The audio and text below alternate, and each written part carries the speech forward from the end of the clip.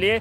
और अब बारी है पूर्वांचल के सबसे अहम जिलों में से एक आजमगढ़ की गोपालपुर विधानसभा सीट की, जो लंबे अरसे से सपा का गढ़ रही है और प्रचंड मोदी लहर के बीच भी सपा अपनी ये सीट बचाने में कामयाब रही। इस सीट के बारे में आपको हर जानकारी देंगे, लेकिन एक छोटी सी रिपोर्ट आपको दिखाते हैं।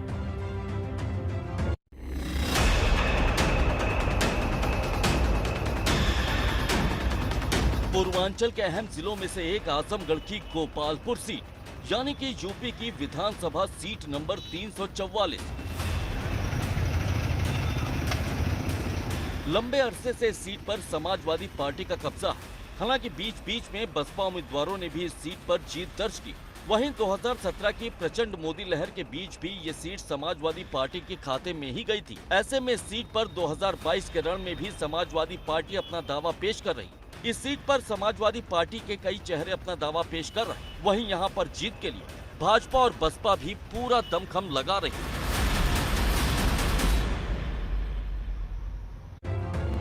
आजमगढ़ जिले की गोपालपुर विधानसभा सीट के पिछले नतीजों के बारे में जानकारी हम देते हैं पहले आपको, जो इसलिए खास है ताकि आपको यहाँ के सियासी समीकरण की जानकारी मिल जाए। 2017 विधानसभा चुनाव में आजमगढ़ जिले की गोपालपुर विधानसभा सीट पर करीब 57% वोटिंग हुई और इस चुनाव में समाजवादी पार्टी के नफीस अहमद को कामयाबी मिली। उन्होंने भाजपा के श्री कृष्ण पाल को चुनाव में हरा दिया। वहीं अब आपको पूर्वांचल के आजमगढ़ जिले की गोपालपुर विधानसभा सीट के पिछले 3 नतीजों के बारे में जानकारी देते हैं, जिससे आपको यहाँ के सियासी हालात को समझने में और ज्यादा आसानी होगी और ये साफ हो पाएगा कि हम क्यों इस सीट को सपा का गढ़ बता रहे हैं। 2007 में गोपालपुर सीट पर बसपा के श्याम नारायण यादव चुनाव जीते, जबकि 2012 में इस सीट से सपा के वसीम अहमद चुनाव जीते। 2002 में भी विधायक रहे थे वो और अखिलेश सरकार में भी ये मंत्री बनाए गए। वहीं 2017 में वसीम अहमद की तबीयत खराब होने की वजह से सपा ने नफीस अहमद को चुनाव में उतारा और उन्हें भी जीत हासिल हुई। और अब बारी है आपको पूर्वांचल के आजमगढ़ जिले की गोपालपुर विधानसभा सीट के उन सियासी धुरंधरों से रूबरू कराने की, जो 2022 के रण के लिए भी अपनी मजबूत दावेदारी पेश कर रहे हैं और इन्हीं चेहरों पर तमाम सियासी पार्टियां भी दांव लगा सकती हैं। तो इस फेहरिस्त में पहला चेहरा है नफीस अहमद का, जो गोपालपुर सीट से मौजूदा सपा विधायक हैं। दूसरा बड़ा चेहरा है भाजपा के श्री कृष्ण पाल, जो 2017 विधानसभा चुनाव के रनर अप रहे। तीसरा बड़ा चेहरा भी समाजवादी पार्टी का है और यह है शमा वसीम, जो कि सपा के मरहूम पूर्व मंत्री वसीम अहमद की पत्नी है। जबकि चौथा चेहरा बसपा के रमेश यादव का है, जो अपनी मजबूत दावेदारी पेश कर रहे हैं। तो ये 4 बड़े चेहरे हैं। अब विस्तार से इनकी ताकत को हम आपको बताते हैं जो दावेदारी पेश कर रहे हैं। तो 2022 के रण में अपनी जीत का दावा ये कर रहे हैं और इस सीट पर पहला मजबूत चेहरा है नफीस अहमद का। नफीस अहमद ने 2017 विधानसभा चुनाव जीता और गोपालपुर सीट से मौजूदा सपा विधायक हैं। नफीस अहमद अलीगढ़ विश्वविद्यालय के पूर्व अध्यक्ष रह चुके हैं और इलाके में मजबूत पैठ रखते हैं। नफीस अहमद की गोपालपुर सीट के यादव और मुस्लिम वोटर्स के बीच अच्छी पहचान है। नफीस अहमद के बाद दूसरा बड़ा जो सियासी चेहरा है उनके बारे में आपको बताते हैं। भाजपा के ये चेहरे हैं और 2022 में इस सीट पर बड़े उलटफेर का दावा कर रहे हैं और ये हैं भाजपा के श्री कृष्ण पाल। भाजपा के श्री कृष्ण पाल 2017 विधानसभा चुनाव के रनर अप रहे। इलाके के दलित तबके में मजबूत पैठ रखते हैं श्री कृष्ण पाल। भाजपा के बड़े नेताओं से भी इनकी अच्छी पहचान है। इन्हीं सारी खूबियों के साथ ये भी 2022 के रण में मजबूत दावा पेश कर रहे हैं। वहीं अब बारी है गोपालपुर सीट के तीसरे बड़े चेहरे से रूबरू कराने की, जो इस इलाके के बेहद कद्दावर नेता माने जाते हैं। सपा नेता वसीम अहमद की पत्नी है। हम बात कर रहे हैं शमा वसीम की। शमा वसीम सपा नेता और पूर्व मंत्री वसीम अहमद की पत्नी है। पत्नी वसीम अहमद इस सीट से 2 बार विधायक रहे। हाल ही में अखिलेश यादव से शमा वसीम ने मुलाकात की थी, जिसके बाद उनकी सक्रियता इस इलाके में काफी बढ़ गई है, जिसके बाद कयास लगाए जा रहे हैं कि सपा 2022 में गोपालपुर सीट पर इन्हें टिकट दे सकती है, इन पर दांव लगा सकती है। तो अब वक्त है आपको पूर्वांचल के आजमगढ़ जिले की गोपालपुर सीट के उस चौथे चेहरे के बारे में जानकारी देने की, जो 2022 के रण में बसपा से अपनी मजबूत दावेदारी पेश कर रहा है और ये नाम है बसपा नेता रमेश यादव का। यादव वोटर्स के बीच रमेश यादव की मजबूत पैठ है, जो कि इस सीट पर सबसे ज्यादा तादाद में है। दलित वोटर्स के बीच भी अच्छी पैठ रखते हैं, जिनकी तादाद इलाके में दूसरे नंबर पर है। बसपा के 2012 से 17 के रनर अप कमला यादव भी शामिल हो गए। ऐसे में बसपा रमेश यादव पर दांव लगा सकती है। और सीधे रुख करते हैं पूर्वांचल के जानकार और वरिष्ठ पत्रकार रतिवान त्रिपाठी जी का। सर, क्या लगता है आपको, गोपालपुर में सपा का पलड़ा भारी रहेगा या फिर सेंध लगने की सियासी परिस्थितियां बन रही इस बार? देखिए, समाजवादी पार्टी वहाँ बड़ा फैक्टर हमेशा रही है। बीच में बहुजन समाज पार्टी जरूर घुस गई थी, लेकिन वहाँ भाजपा अभी तक रनर अप ही रही लगातार। चाहे वो लंबे समय के 2002 का चुनाव देख लीजिए, या फिर 2007 का देख लीजिए, या फिर 2012 का देख लीजिए, या फिर आगे 2017 का, लगातार बहुजन का भारतीय जनता पार्टी वहाँ प्रयास करती रही है।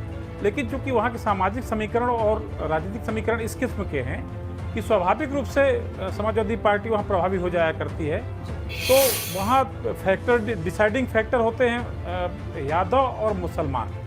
ये दो कम्युनिटीज़ ऐसी वहाँ ज़्यादा भारी हैं कि इनका जब गठजोड़ बनता है तो वहाँ स्वाभाविक रूप से जो भी पार्टी, चाहे वो बहुजन समाज पार्टी वहाँ जगह ले ले या फिर समाजवादी पार्टी। लेकिन इधर पिछले लंबे अरसे से उस क्षेत्र का इतिहास देखें तो आजमगढ़ में समाजवादियों का बोलबाला रहा है। बिल्कुल कुछ उनको अगर एक तरह से अपवाद मान लिए जाएं तो लगातार बिल्कुल अपवाद के अलावा बोलबाला रहा है। लेकिन क्या ये इतिहास बदल सकता है सर, ये भी आपसे जानने की कोशिश करेंगे।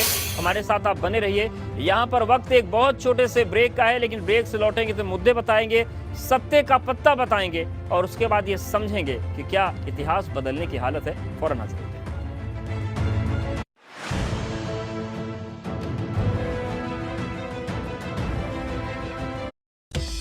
Getchup.